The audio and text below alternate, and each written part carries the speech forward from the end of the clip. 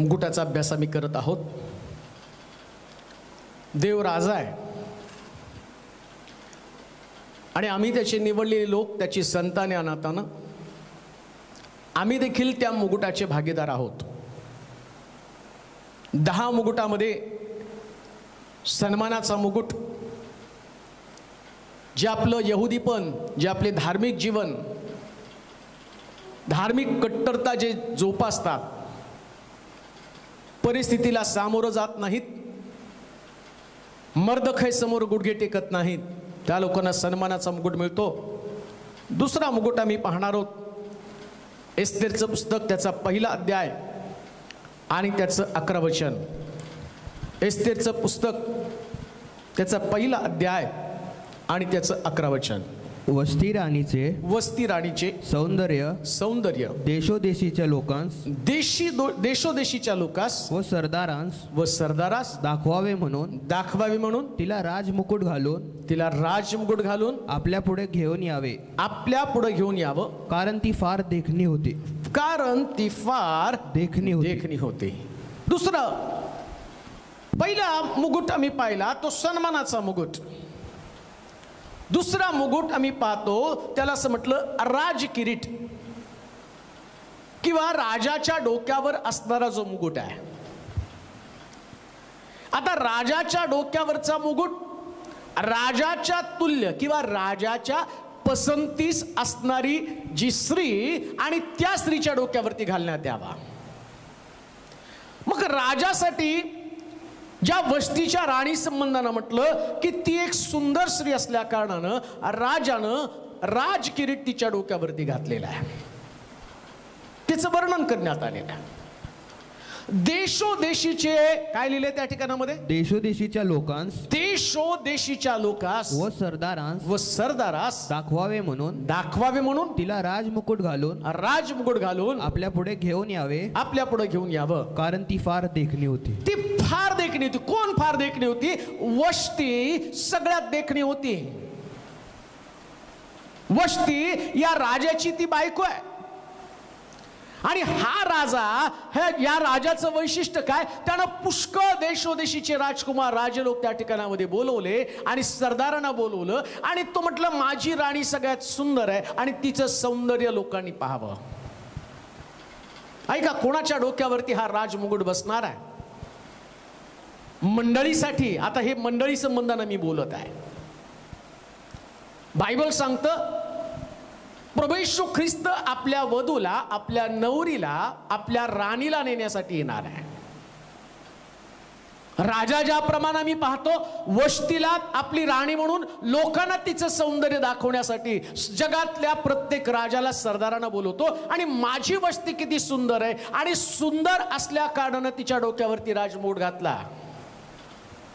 आता आम्ही ख्रिस्ताची वधू आहे, मी ख्रिस्ताची वधू आहे, मी मंडळीचा भाग आहे. जोपर्यंत मी सुंदर नाही ना तोपर्यंत हा मुकुट माझ्या डोक्यावरती कधीच येणार नाही. मग सौंदर्याची व्याख्या तर नेमकी काय आहे? एखादी मुलगी सुंदर आणि सुंदर दिसण्याचं तिचं माध्यम कोणतं आहे? कशा पद्धतीने ती सुंदर असणार आहे? काय तिच्या सौंदर्याची डेफिनेशन आहे आणि काय वधूच्या सौंदर्याची अपेक्षा देव करत आहे? राजमुकुट तर मला पाहिजे, तो राजकिरीट माझ्या डोक्यावरती घातला पाहिजे. आता ख्रिस्ताची वधू या नात्यानं मला माझं सौंदर्य दाखवता आलं पाहिजे. मुकुट तसाच मिळणार नाही, मंडळीला तिचं सौंदर्य दाखवता आलं पाहिजे. इपिस्कराचं पत्र 5वा अध्याय आणि 26 वचन वाचता का? इपिस्कराचं पत्र 5वा अध्याय 26 वचन. इपिस 5:26. सौंदर्य जे असतं ना ते सौंदर्य आमच्यामध्ये निर्माण होण्यासाठी नेमकं आम्हाला काय केलं पाहिजे? इपिस 5:26 मध्ये काय लिहिले वाचा. अशासाठी की तिला त्यानं वचनाद्वारे जलस्नानाने स्वच्छ करून पवित्र करावे. सौंदर्यासाठी मी तुम्हाला सांगितलं की ख्रिस्ताची वधू म्हणजे मंडळी. आता तो जसा राजा आहे त्या राजानं वस्तीचं सौंदर्य पाहिलं. आता मी ख्रिस्ताची वधू आहे, माझं चर्च ख्रिस्ताची वधू आहे. आता चर्चला सुंदर बनवणारा कोणता साबण जगामध्ये अस्तित्वात आहे?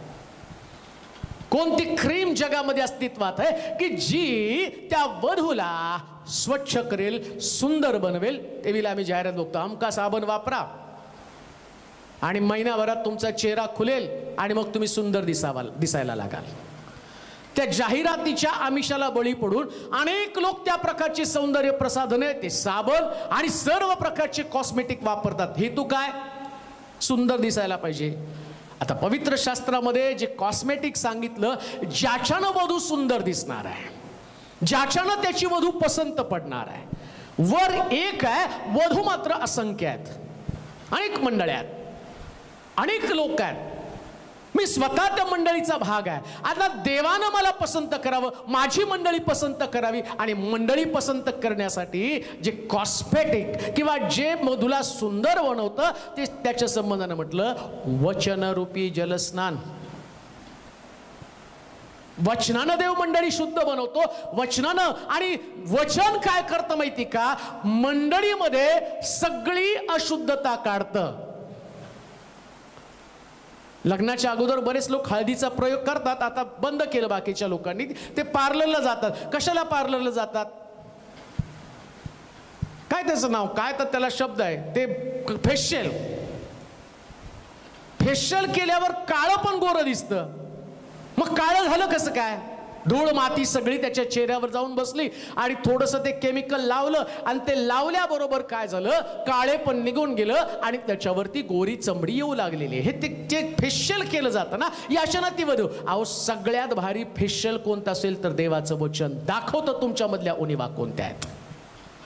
तुमच्यातला व्यभिचार दाखवतं, तुमच्यातलं प्रार्थनामय जीवन कमी पडलं ते दाखवतं, तुमच्या अंतःकरणातली अशुद्धता दाखवतं, तुमच्यामधली द्वेष भावना दाखवतं, तुमच्यामधला व्यभिचार दाखवतं. प्रभू येशू ख्रिस्त मंदिरामध्ये गेला.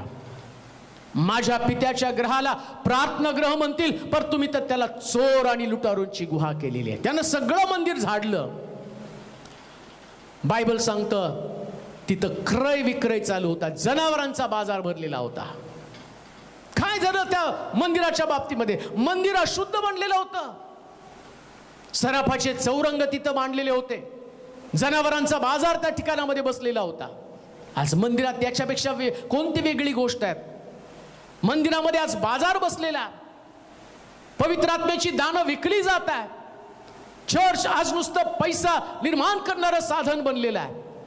मग कसा तो राजकिरीट त्या वधूच्या डोक्यावरती बसला जाईल? जर तुम्ही बघितलं तर तो एक बिझनेस बनलेला आहे. ख्याली खुशाली आणि सगळ्या प्रकारचं उंची राहणीमान आणि फक्त पैसा आणि पैसा इथपर्यंतच मंडळी आणि त्या ठिकाणामध्ये अडकून पडलेले. ना शुभवर्तमान आहे, ना शुद्धता आहे, ना पवित्रता आहे. मंडळी पूर्णपणे काळी बनलेली आहे आणि मंडळीमधलं सौंदर्य निघून गेले. मंडळीच्या चेहऱ्यावरती सुरकुत्या बनलेल्या आहेत. मग कसा राजकिरीट त्या वधूवरती घातला जाईल? काय सौंदर्याचं निकष आहे?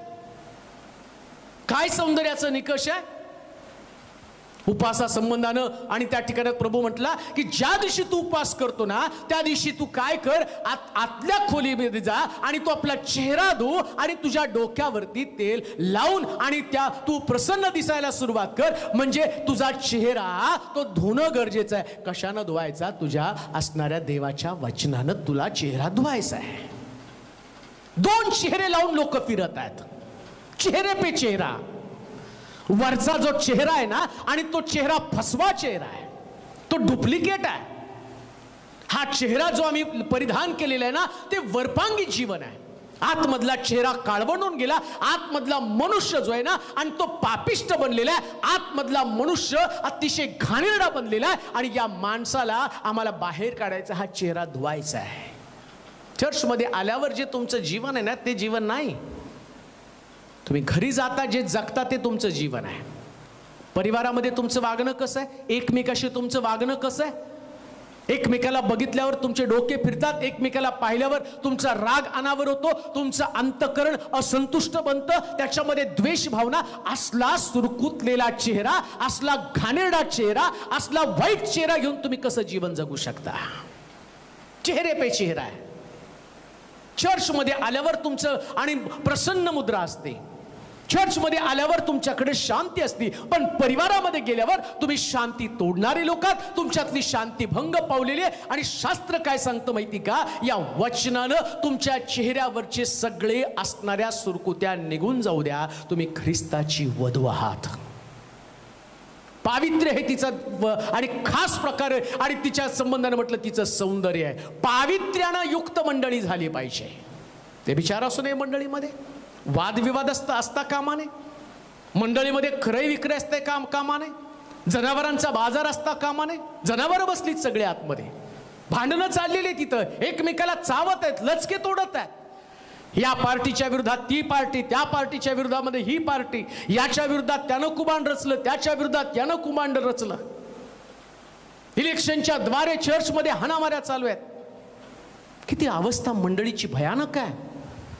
असं वाटतं परत प्रभू येशू ख्रिस्तांना आसोड घेऊन यावा आणि मंडळीची साफसफाई परत एकदा करावी, परत एकदा मंडळीला उभं करावं. माझ्या पित्याच्या ग्रहाला प्रार्थनागृह म्हणतील, पण तुम्ही त्याला चोर आणि लुटारूंची गुहा केलेली ही शोकांतिका आहे. अशी ख्रिस्ताची वधू असू शकत नाही.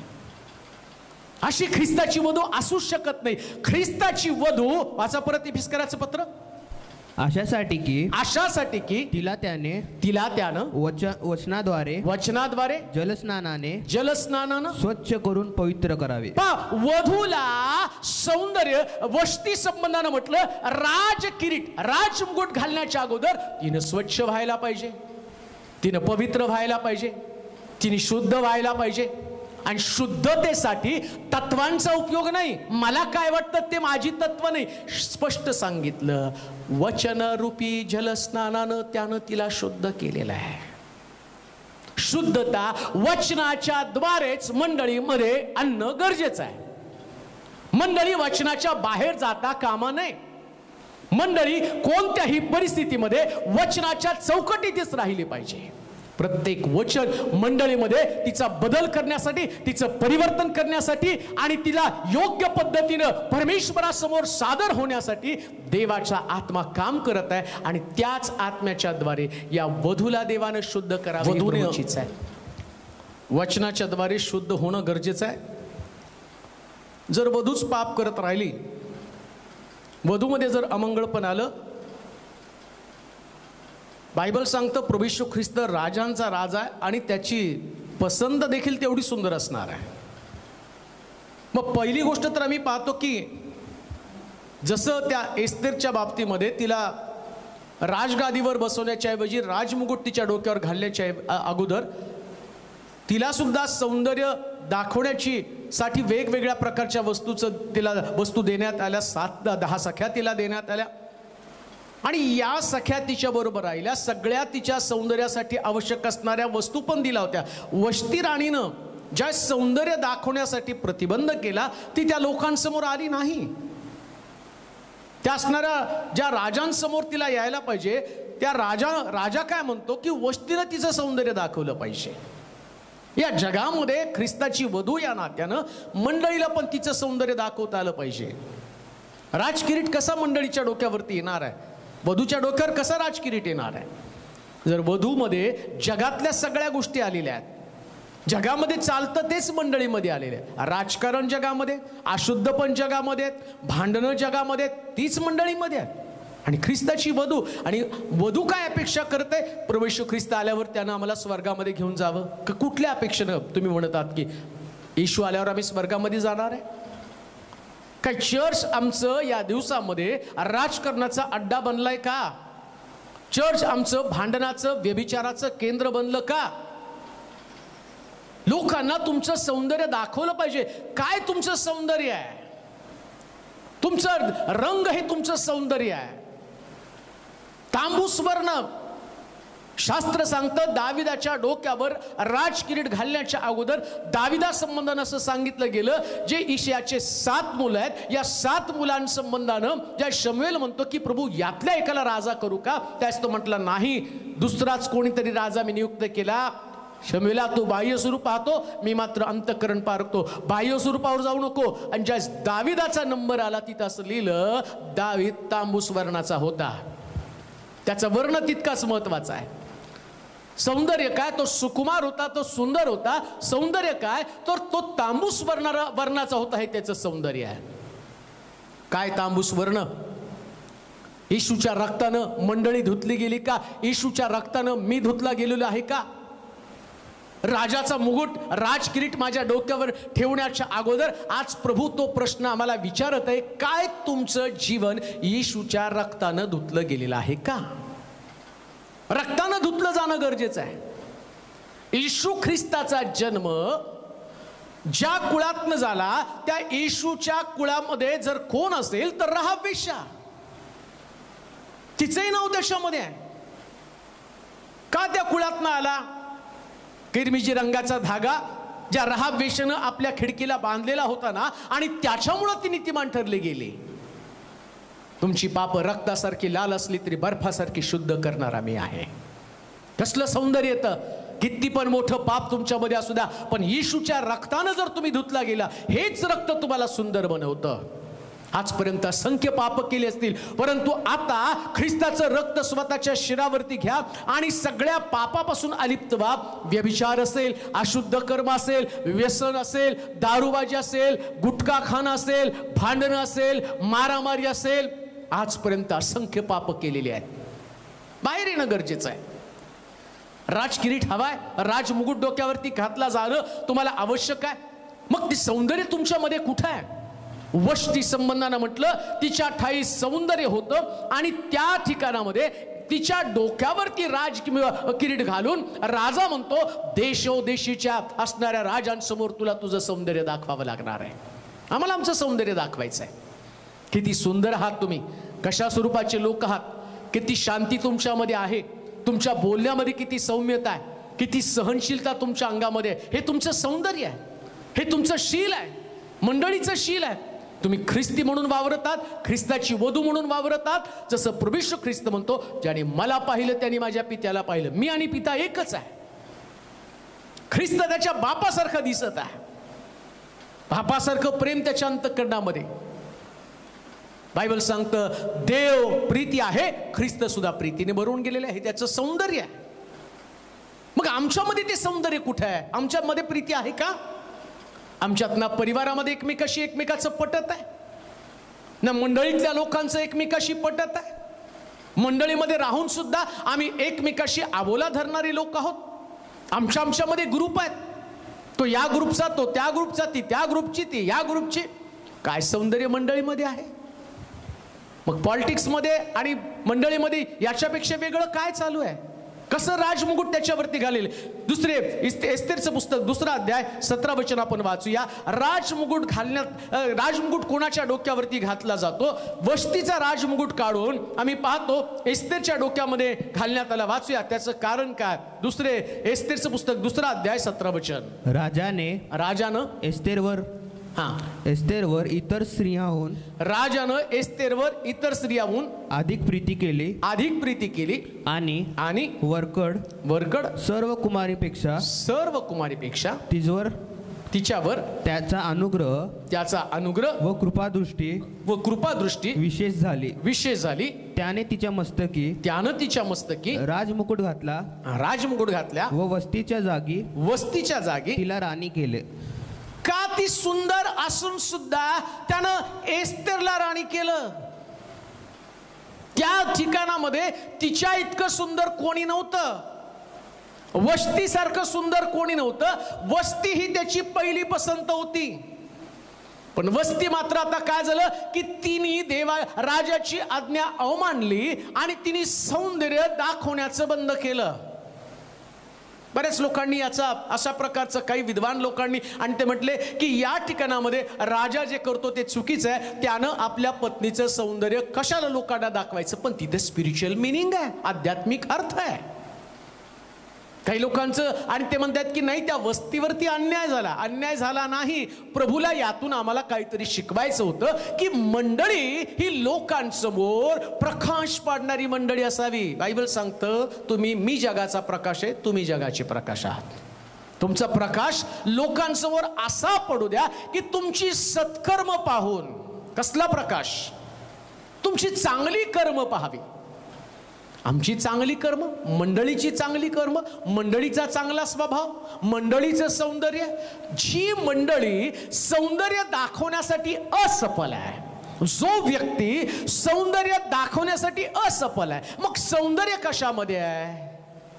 देवाची आज्ञा पालन करण्यामध्ये सौंदर्य आहे. वस्तीनं राजाची आज्ञा मोडली आणि तिचं सौंदर्य तुच्छ मानलं गेलं.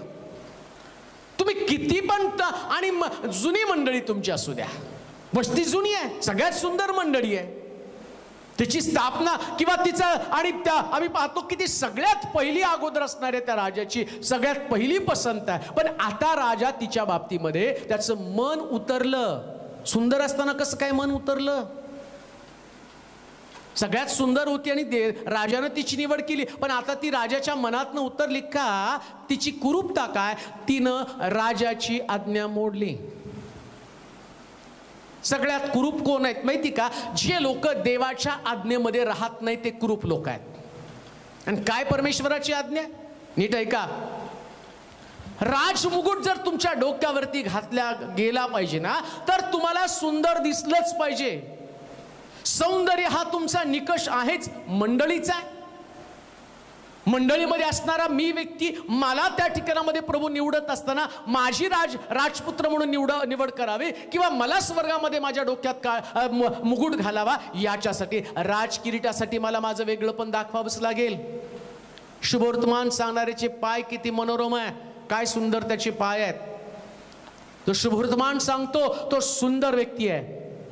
मंडळीमध्ये जर मी शुभवर्तमान सांगत नाही, माझ्या डोक्यावर राजमुकुट घातला जाऊ शकत नाही. प्रियांनो, मरण्याच्या अगोदर मी किती लोकांना सुवार्ता सांगितली ते फार महत्वाचं आहे. येशू ख्रिस्तानं 33.5 वर्षामध्ये आम्ही पाहतो की शेवटच्या टप्प्यापर्यंत लोकांना सुवार्ता सांगण्याचं सोडलं नाही. मरताना शेवटी वधस्तंभावर असणाऱ्या चोरानं त्याची सुवार्ता ऐकली आणि त्या चोराचं परिवर्तन झालं आणि प्रभू येशू ख्रिस्त त्या चोराला म्हटला, आज तू माझ्यावर सुखलोकात असशील का? कारण त्याचं सौंदर्य हेच होतं. बायबल सांगतं, तो शुनेमकर म्हणते, माझा वल्लभ लाखात एक होता. पण आता त्याचं सौंदर्य निघून गेलं. मग त्याचं सौंदर्य कोणतं होतं? कसा तो चोर त्याच्या प्रेमामध्ये पडला? या चोरानं आतापर्यंत आपली जीवनशैली किंवा जीवन जगण्याची पद्धत आत्मसात केली होती. त्याला असं वाटलं चोऱ्या करणं, पैसा मिळवणं, लोकांना लुबाडणं हे म्हणजे जीवन आहे. पण आज जीवन त्याच्या बाजूला होतं. एक सुंदर व्यक्ती, पूर्वी धन त्याच्यासाठी सुंदर होतं. त्याला असं वाटलं काहीतरी मला मिळवायचं आहे, पैसा, अडका, जगातल्या गोष्टी, मी सगळ्यांपेक्षा श्रीमंत बनावं, मी सगळ्यांपेक्षा धनवान बनावं. आणि त्या चोरानं आजपर्यंत सगळ्यात जास्त महत्व पैशाला दिलं होतं, लुटीला दिलं होतं. पण आज त्याच्या बाजूला एक सुंदर व्यक्ती बाजूला होता आणि बायबल सांगतो तो त्याच्या प्रेमामध्ये पडला. तू राजा अधिकारशील त्यास माझी आठवण कर. मग कोणतं सौंदर्य होतं तिथं? नीट ऐका. राजमुकुट जर तुमच्या डोक्यात घातला पाहिजे तर तुम्हाला तुमचं सौंदर्य, आणि सौंदर्य काय माहिती का? वस्तीनं आज्ञा मोडली आणि आम्ही पाहतो इथं एस्तेरच्या डोक्यामध्ये त्या राजमुकुट घालण्यात आला का? कारण ती त्याच्यासाठी एक सुंदर स्त्री ठरली आणि जी सुंदर स्त्री ठरते ना, तिला राजा सगळ्यांपेक्षा जास्त, काय लिहिले वचन वाच बरं. राजाने एस्तेरवर इतर स्त्रियाहून अधिक प्रीती केली. सुंदर असल्याचा फायदा काय माहिती का? राजा सगळ्यांपेक्षा अधिक प्रीती करतो.